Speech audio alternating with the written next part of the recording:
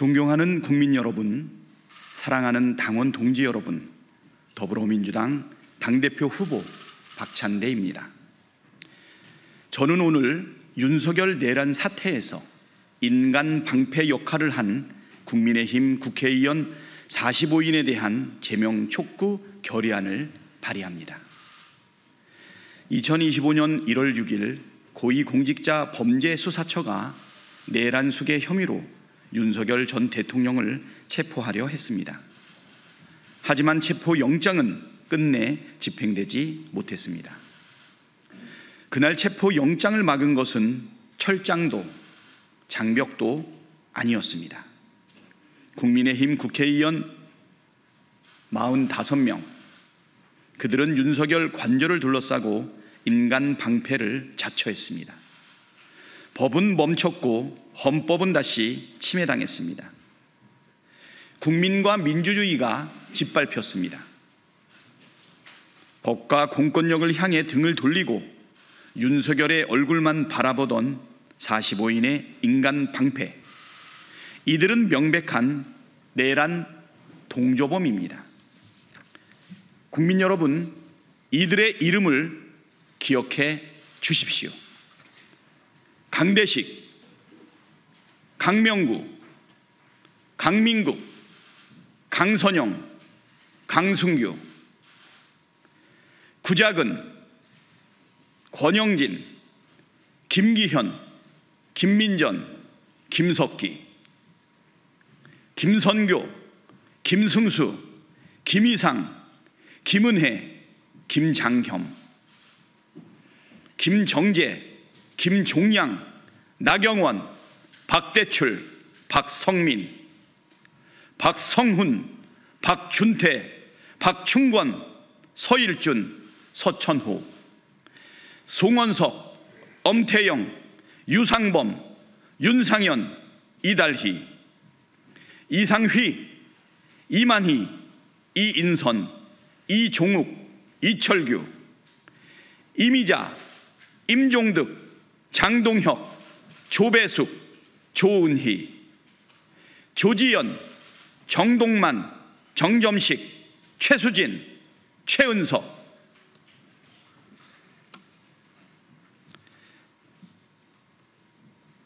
이들 45명에는 김기현 전 대표, 나경원 전 원내대표, 윤상현 전 공천관리위원장, 조은희 최고위원, 김정재 전 최고위원을 비롯해 국민의힘 전현직 지도부가 포진되어 있습니다. 김은혜, 박성민, 강승규 등 대통령실 출신 인사들도 함께였습니다. 국힘당 권력의 중심이 총 출동한 것입니다. 이들은 지금도 국회 본회의장에 앉아 국민의 세금으로 급여를 받으며 법률을 다루고 예산을 심사합니다. 심지어 온갖 수단을 동원해 이재명 정부를 흔들고 개혁의 발목을 잡고 있습니다.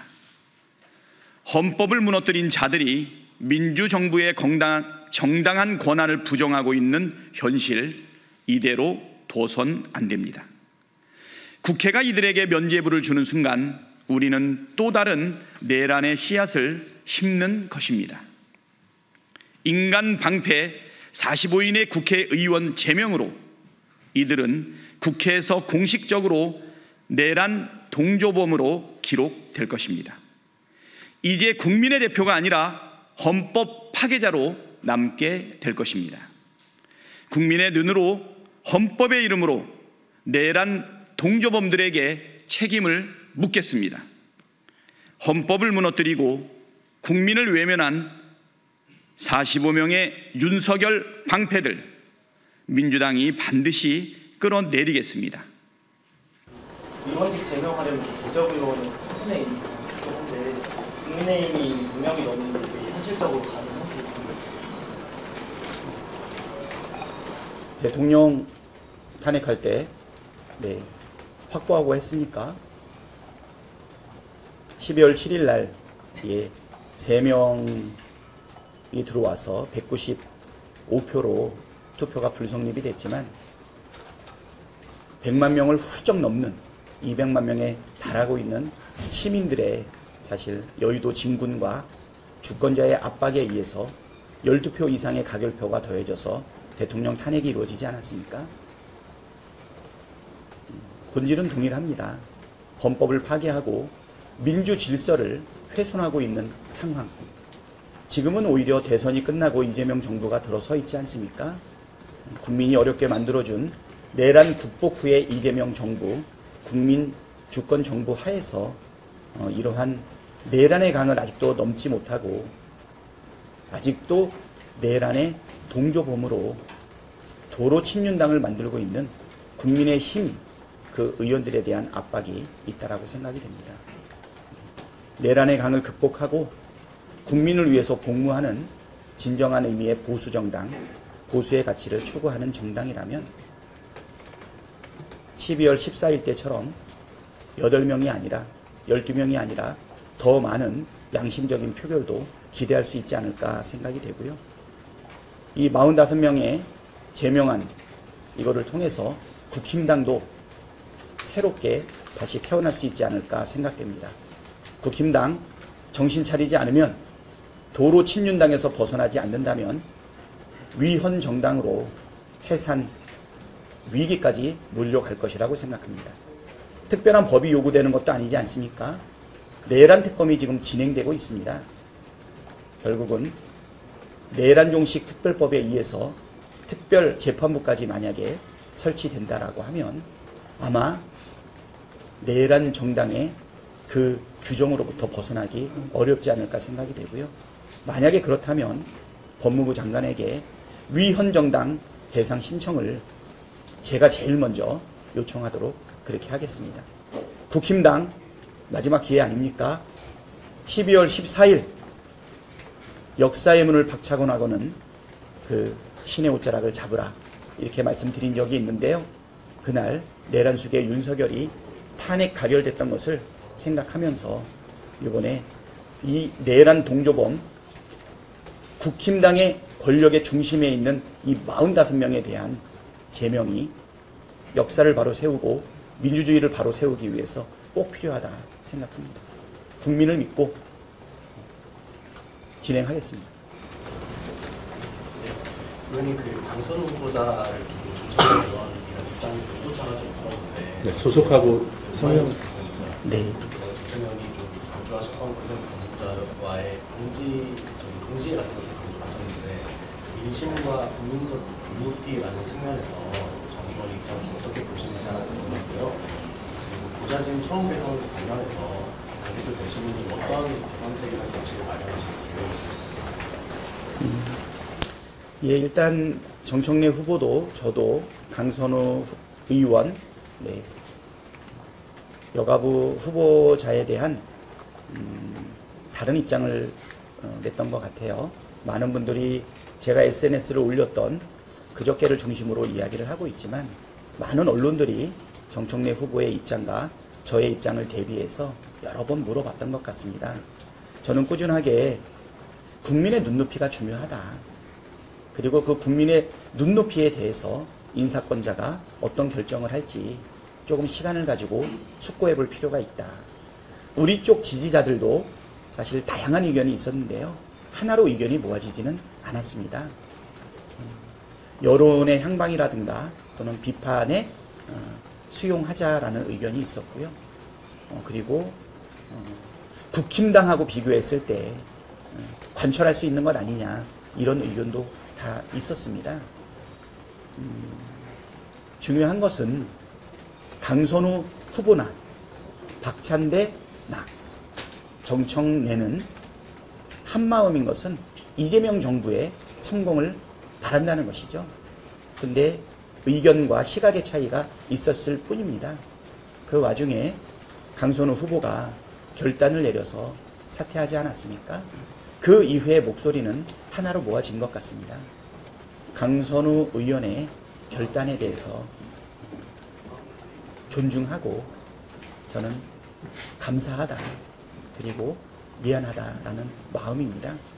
동료 의원의 진퇴에 대해서 의견을 낸다는 게 얼마나 어려운 일인지 아마 우리 기자분들도 국민들도 이해할 거라고 생각이 됩니다.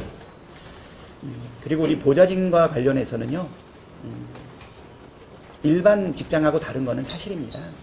동지적 관계죠.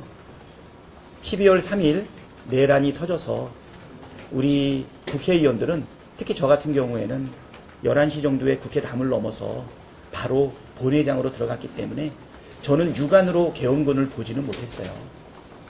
본회의장 안에서 포위된 상태에서 150명이 넘는 야당 의원들이 들어오기를 2시간 동안 기다렸기 때문에 실질적으로 본회의장까지 계엄군이 침탈해 들어오지 못하지 않았습니까?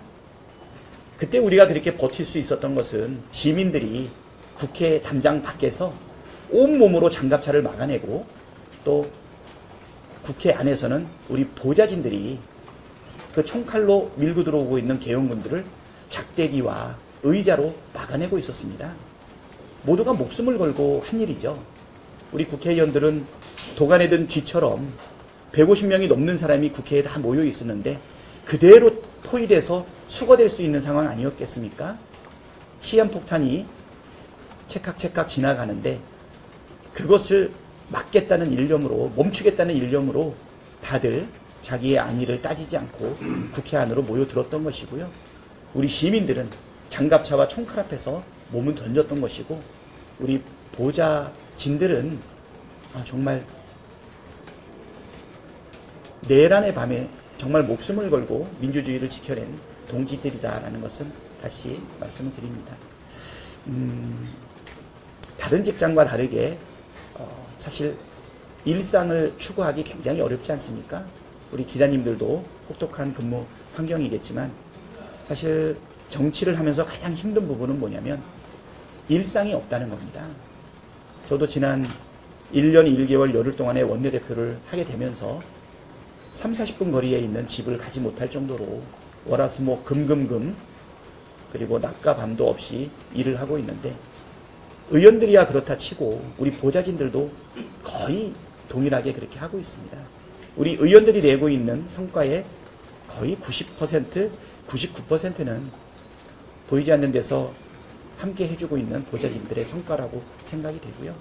그래서 우리가 여기는 원래 그래 라고 하는 생각으로 사실 의원과 보좌진 사이에 형성된 어떤 관례와 문화가 있는 것은 분명한 것 같습니다. 이번 기회에 이 부분에 대한 개선은 분명하게 필요하지 않을까 이런 생각이 들고요. 사실은 이번에 SNS에 결단해 주십사 요구하기 전에 사실은 이 문제를 제도적 개혁으로 한번 바꿔보면 어떨까. 그거를 보좌진들하고 말씀을 좀 나눠보면 어떨까. 준비한 적도 있었는데 워낙 민감한 사항이고 동료 의원의 거취와 관련된 부분이기 때문에 그냥 마음속에만 뒀던 부분이 있었거든요. 아무튼 보좌진의 처우 개선뿐 아니라 의원과 보좌진 사이에 있을 수 있는 어디까지가 적절한지에 대한 의견도 충분히 나누고 동지적 관계를 다시 한번 확인하기 위한 문화, 제도 그리고 개선도 같이 모색하도록 하겠습니다. 적당한 때가 되고 강선우 우리 동료 의원에 대한 마음이 좀 어느 정도 경과됐을 때쯤 개선책을 한번 같이 마련해 보면 좋을 것 같습니다.